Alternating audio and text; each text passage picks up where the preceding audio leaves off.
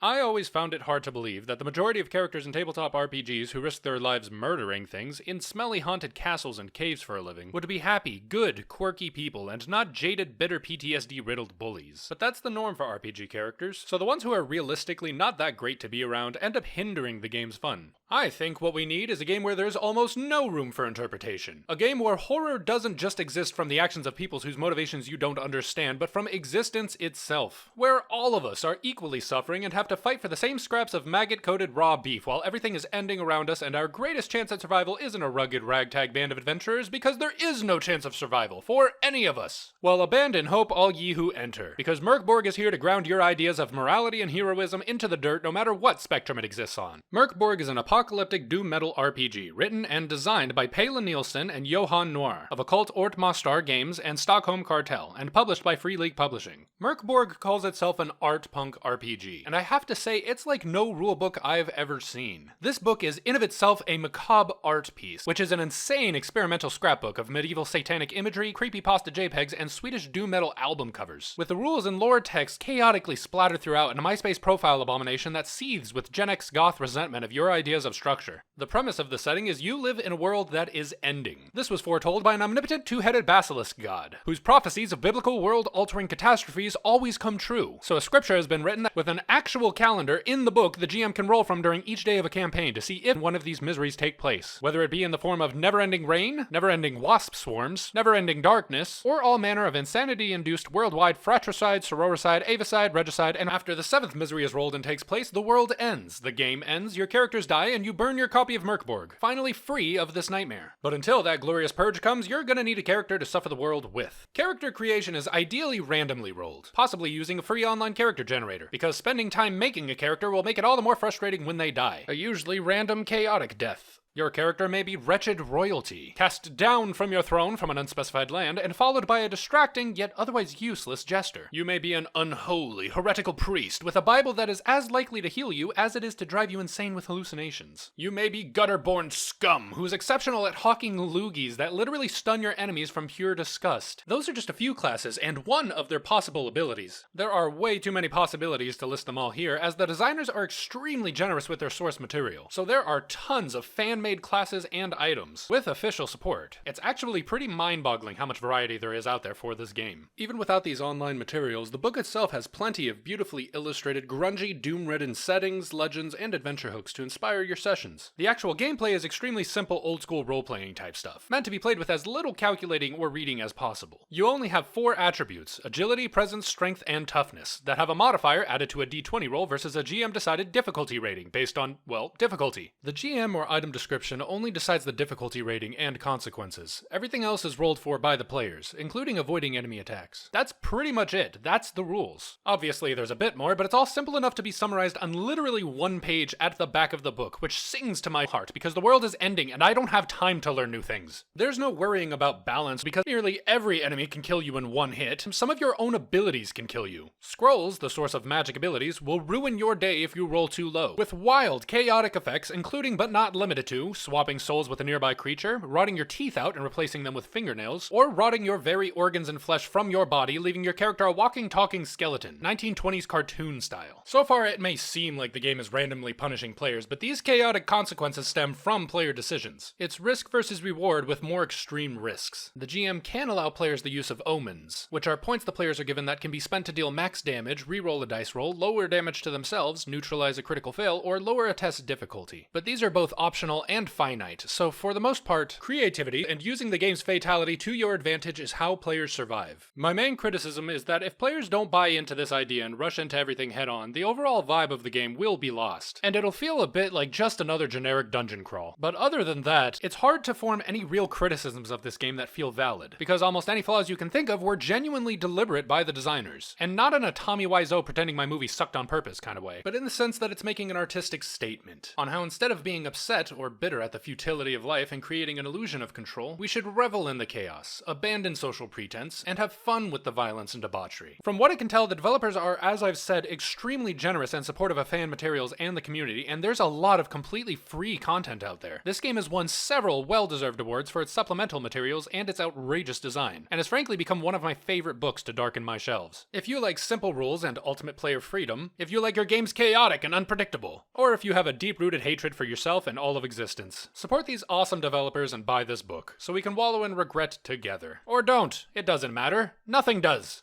Thanks for watching, and please, for the love of the dark gods, subscribe so I can feel even somewhat validated in my otherwise meaningless life. Until next time, I hope you get a game in this week.